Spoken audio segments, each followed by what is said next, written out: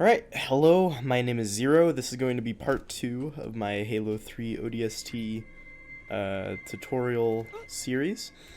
In this video, I'm going to cover a lot of fundamentals of the game. Right now, we're just going to cover some movement things. So, obviously, movement, this is pretty obvious, is WASD on keyboard or your left analog stick on controller. The main thing I want to cover here is strafing.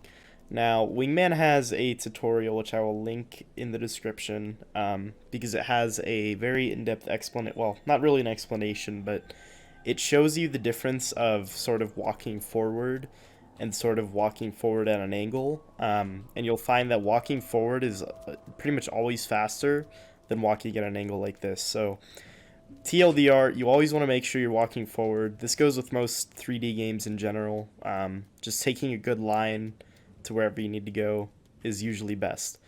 The other thing with strafing I wanted to cover is that you can actually air strafe in the game, pretty much just by jumping, or I'll show you right here.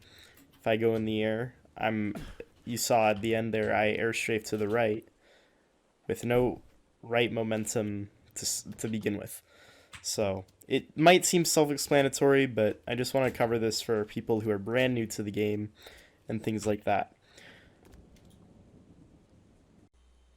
Okay, now this might seem like another really self-explanatory thing, but some people who are newer to Halo might not really understand as much. So in Halo, grenade jumps are kind of a big part of some tricks, which you will see throughout the run here. A grenade jump is pretty simple. You just throw a grenade and jump. The key thing is, obviously, if you just throw the grenade and then jump like this, you see I didn't really make it. So you want to really get the timing down. That made it, but that was probably a bit early. So I'm at the point where I pretty much know the perfect timing to jump. You basically want to jump as soon as it explodes. And that's how you get the best height, because obviously can't really make this jump normally. I don't even think from here. Maybe. Yeah, so you can't even make it from here. So, for example, let's say you needed to get up here for some reason. You can just do a nade jump. Obviously, you won't actually need to get on top of these. I'm just using this as an example. And obviously, plasma grenades as well. Generally, I wouldn't recommend it with plasma grenades because you do take a lot more damage, but it is possible. Just know the timing is different, but you'll notice how it's pretty much almost killing me. So, like I said, try to refrain from plasma grenade jumps as much as possible. Generally, you want to use a frag. One other thing you'll notice I'm doing, I actually scuffed that one up.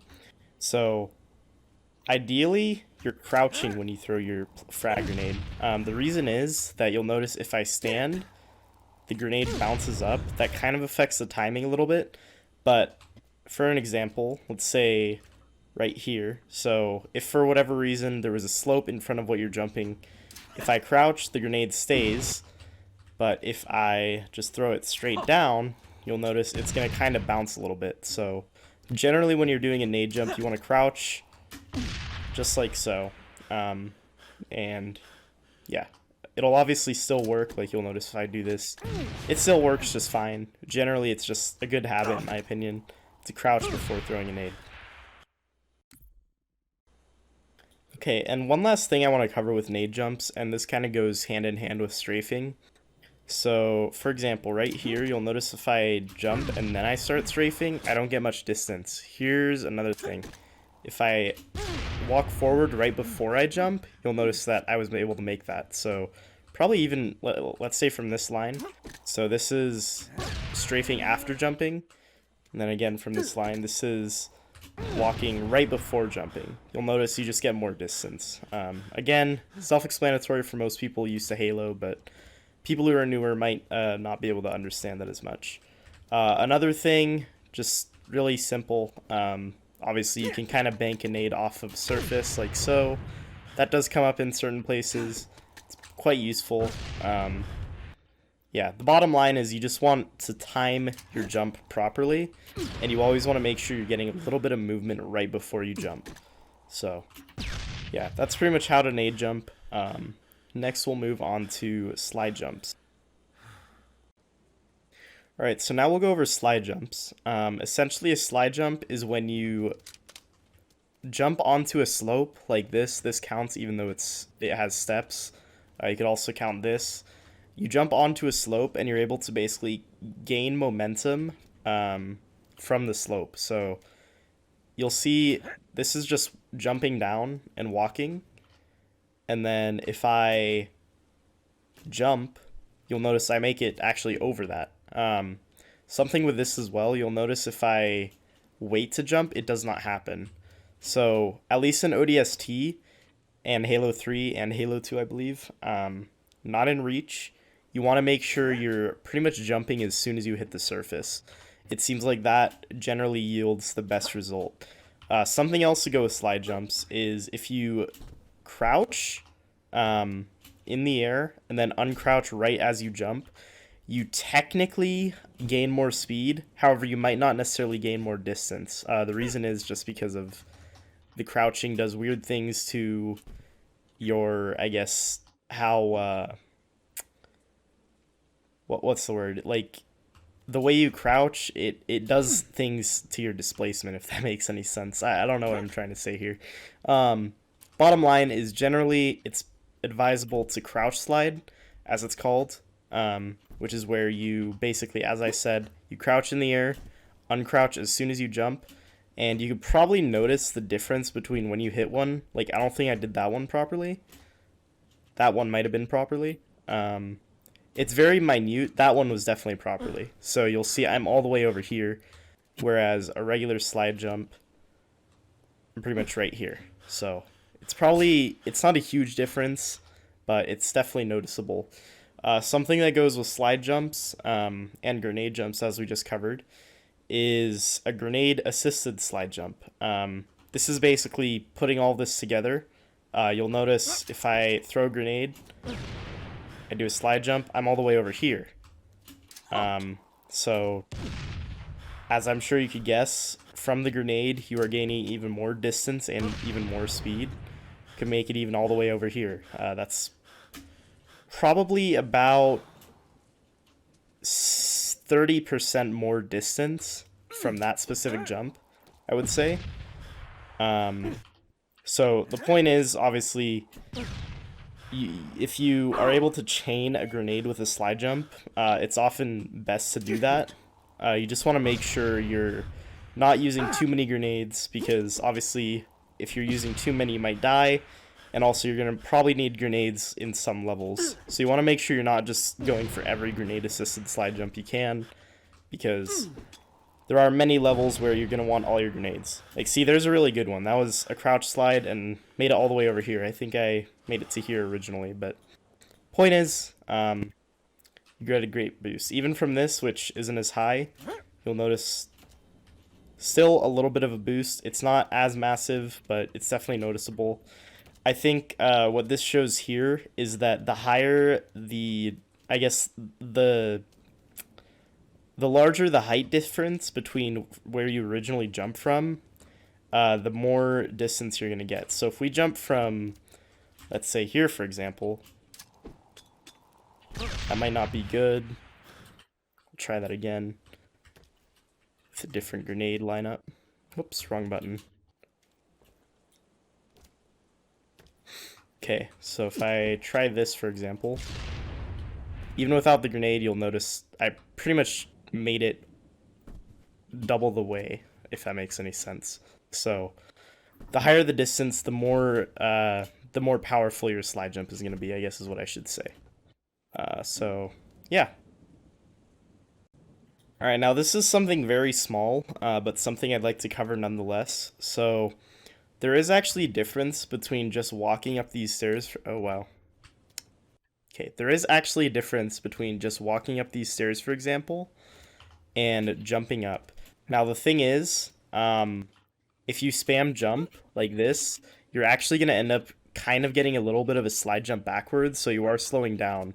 So instead of spamming jump up the hill, what you kind of want to make sure you're doing is kind of buffer in between each jump, just so you're not actually hitting a slide jump backwards, which obviously is a bit slower. This saves literal frames, so it's not very noticeable, but I believe Wingman did do another video kind of comparing just walking uphill and jumping uphill. So that's just something small I wanted to cover. Alright, so another thing I'd like to cover, this is pretty important tech actually, is what a debris launch is. You will actually see this pretty common, at least on the Mombasa streets levels, and a variation known as cone launches are pretty prevalent on NMPD HQ and Data Hive. So the idea, it's pretty simple. You basically throw a grenade, and I'll actually show you. So we throw the grenade, it moves the debris like so, and then by standing in a particular spot, this one isn't precise at all, but as you'll see, by standing pretty much just over on the right side, I am actually getting a boost. And I'll tell you, with this, you can definitely get launches like all the way over to there, but just by jumping and carrying your momentum especially, you're getting quite a bit of distance. The reason I'm showing this one specifically as well is because this is the first one that really shows up in the run, at least currently. So it's just something nice to know. Something else to note is the further back you throw your grenade, generally the more powerful your launch. Like you see that one, very powerful. If I throw it like right here, this is just bad timing. If I throw it right here, for example, not a very powerful launch. So you don't want to throw it too far back that it's not going to affect the piece of debris, but you definitely want to make sure you're throwing it decently far back, just because that'll definitely give you a better launch. And we'll go over more in depth in this on the next, or not the next tutorial, one of the next tutorials and an MPD HQ. So it's just something cool to know, and this definitely does come into play quite a bit in the run. Alright, so one other thing I'd like to cover here, and this is seen not as much throughout the runs as debris launches, but this is a pressure launch. I will be showing this on a few different levels. Hopefully I'll get one here. So as you can see, well, I don't think that needs too much explanation. I'm sure you could see that this very easily saves quite a bit of time. Essentially what's going on with this one in particular is by spamming crouch, and this doesn't go for all pressure launches, this is this particular one. By spamming crouch, I'm able to sort of glitch my head under this and be able to walk, whereas, as you can tell, I can't actually walk. I'd actually have to crouch to get under this. But luckily, if I just kind of spam crouch, I'm able to actually get under this, and the same deal happens here. And you'll notice, essentially what's happening is, and the reason it's called a pressure launch, is because your player is getting kind of squished by the geometry. So yeah, you'll see, there are many different pressure launches throughout the run, not necessarily ones that are always used. This is one of them. You can see it just gives you a ridiculous amount of speed. I don't think there needs to be much explanation here. I just kind of wanted to explain what a pressure launch is, and I will be showing the truck launch, which is a variation on Teare Plaza, which should be probably 2 tutorials after this one. So yeah. Alright, so one very last thing I'd like to show off regarding movement is actually regarding vehicles. I'm in a Banshee right now, but this goes for Ghosts as well.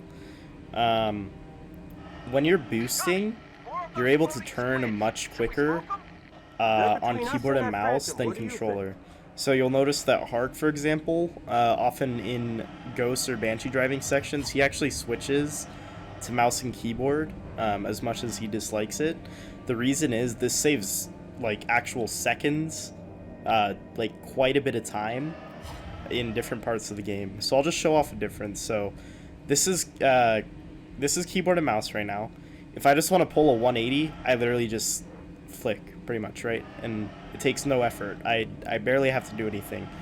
So I'm now on controller, and watch what it takes for me to turn.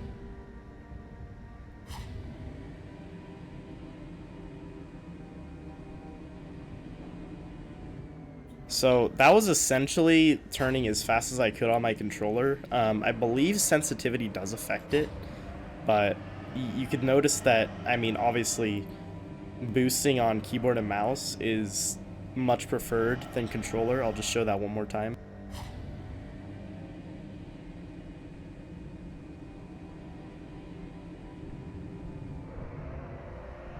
And obviously, you know, turning when you're not boosting is the same. This is me on controller right now.